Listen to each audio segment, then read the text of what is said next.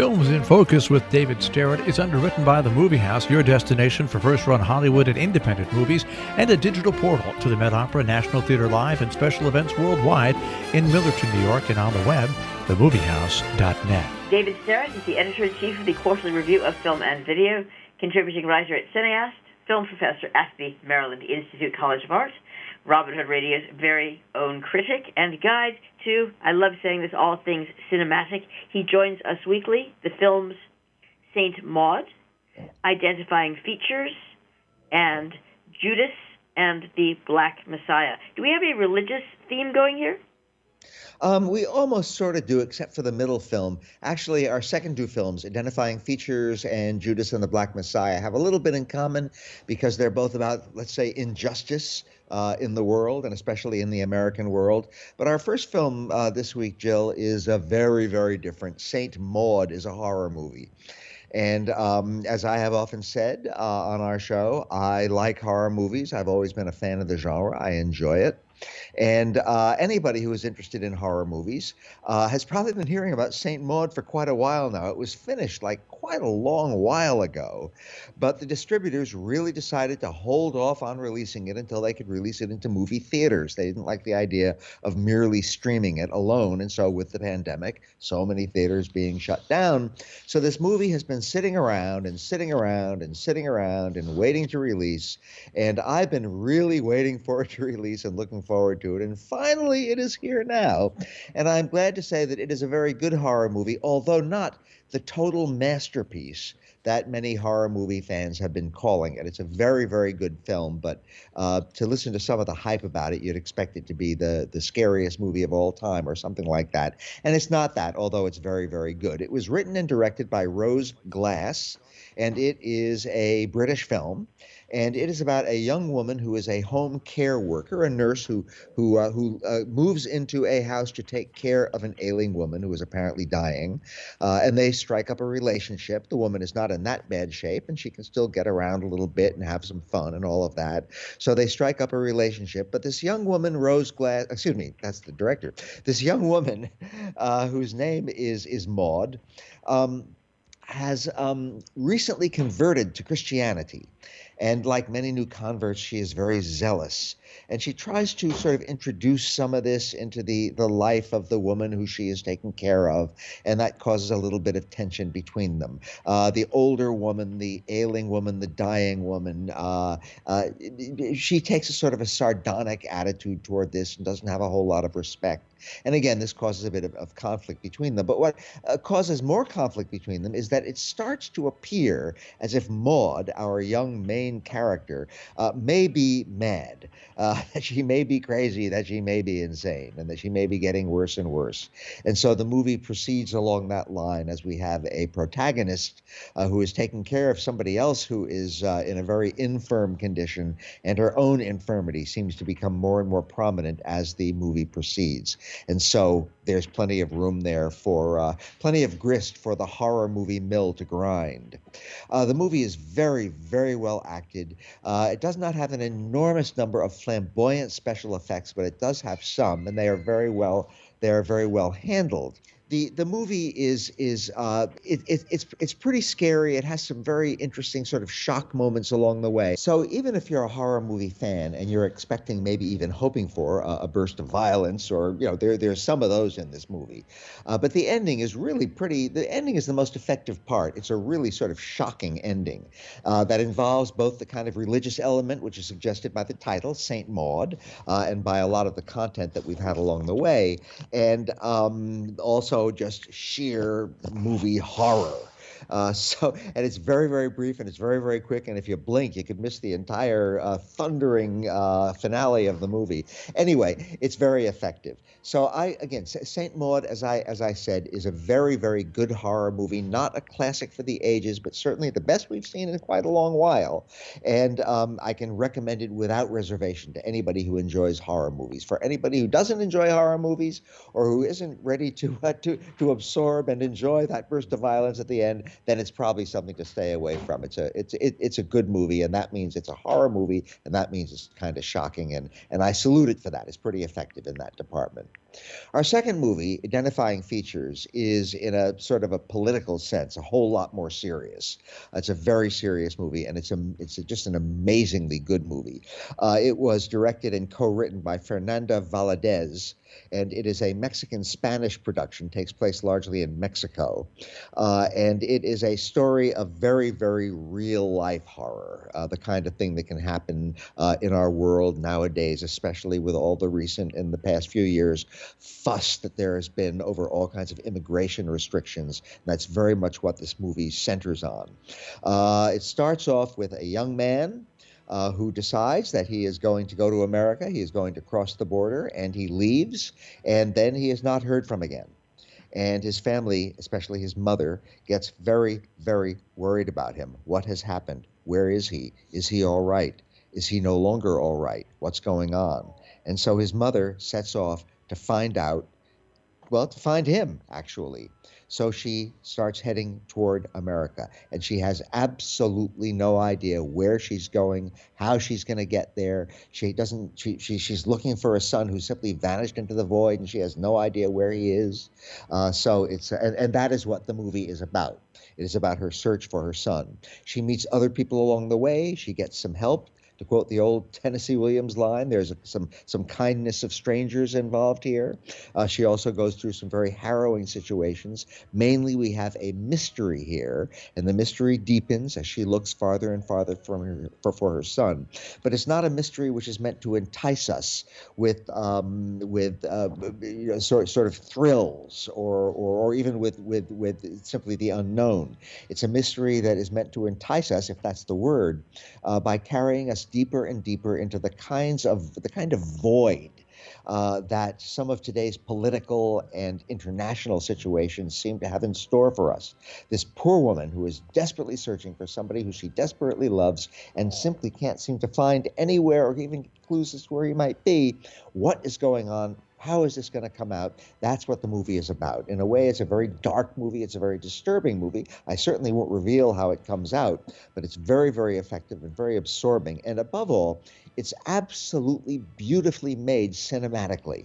This is a movie where, even though the story has nothing to do with beautiful people or beautiful things happening, is beautifully shot. And by that, I mean it's atmospheric. It draws you in. It holds your eye. It holds your mind. It's a really just amazing movie to watch as a movie.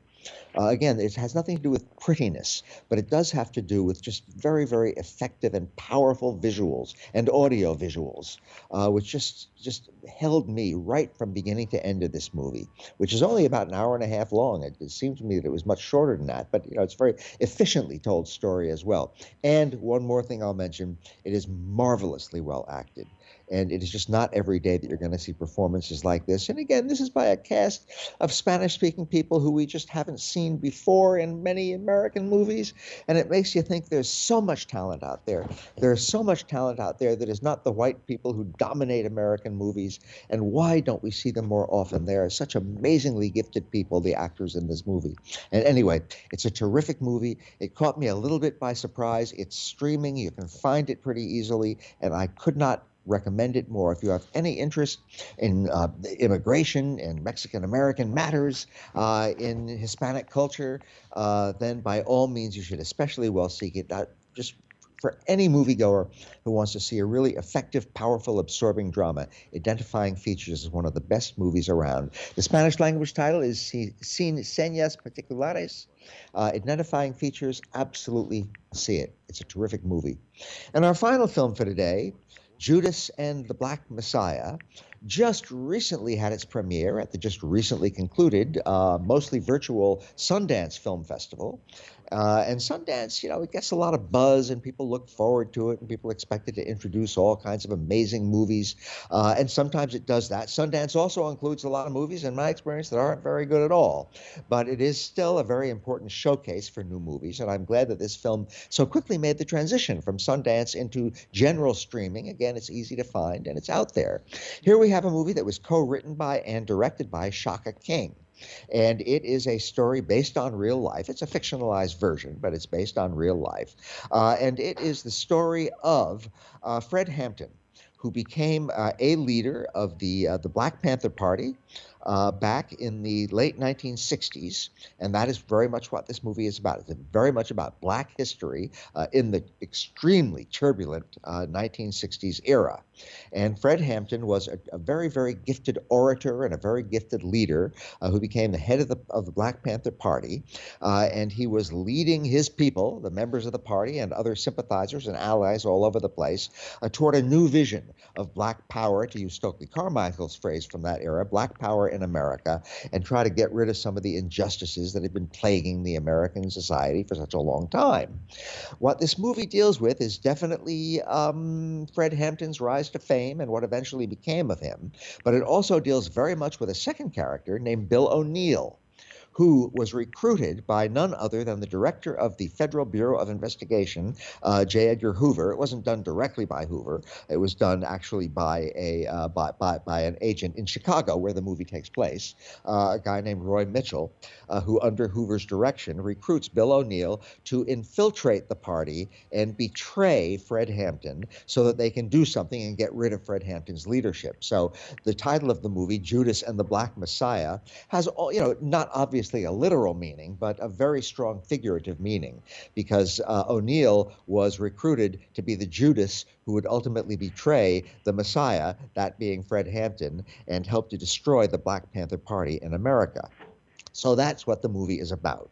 And what we have are the interactions between O'Neill, the infiltrator, and Roy Mitchell, the FBI agent who recruits him and sort of supervises him. And we also have Fred Hampton's own rise to power and his wielding his power, and he falls in love with a young poet named Deborah Johnson, who also becomes a fairly important character in the story.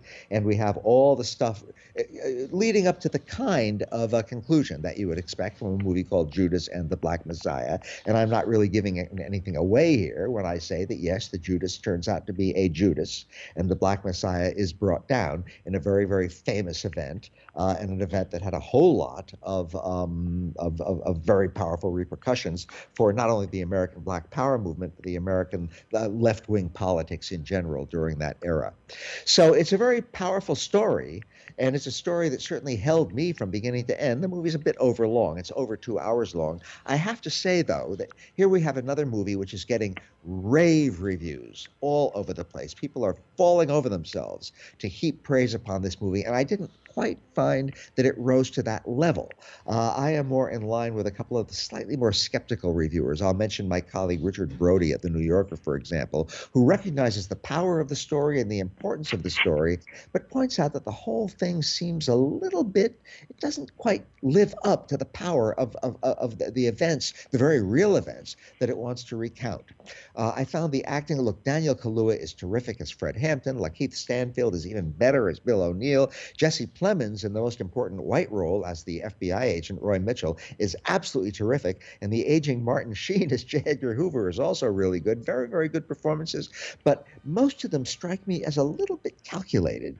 They seem a little bit trying too hard, not quite getting inside the characters, presenting the characters more than really inhabiting or embodying the characters. And I was a little bit disappointed by that. And I also found the kind of visual quality of the movie to be a little bit flat. The film didn't have the kind of vibrancy that I think it really needed to get across this extremely important and really electrifying story. So it's a movie that I salute, I support. I think it's a very good movie, but this subject and the whole historical era that it deals with really deserves treatment which lives fully up to it. And I just found this movie didn't quite make it. Shaka King is not quite the right director. Doesn't have quite the full command of the full range of filmmaking skills to put this story across with the kind of sheer unassailable power that it ought to have. So I got to be clear here, Judas and the Black Messiah is a strong movie, a powerful movie, and an important movie. And I'm glad it's getting all the attention that it's getting. We need to learn about, and especially younger people need to learn about and understand these episodes in earlier Black American history. It wasn't that long ago that all these things happened. It was just the late 1960s. And we have the real evil that misguided law enforcement people can perpetrate on the world as well. But because all those things are so important, I just wish that the movie were a little bit more fully realized than it is. Once again, it's an important movie, a powerful movie, but not quite the masterpiece that this subject matter really deserves. So that is my somewhat political story this week, Jill. For which we thank you, ever and always, David Sterritt. Films in Focus, the films Saint Maud, Identifying Features, and Judas and the Black Messiah.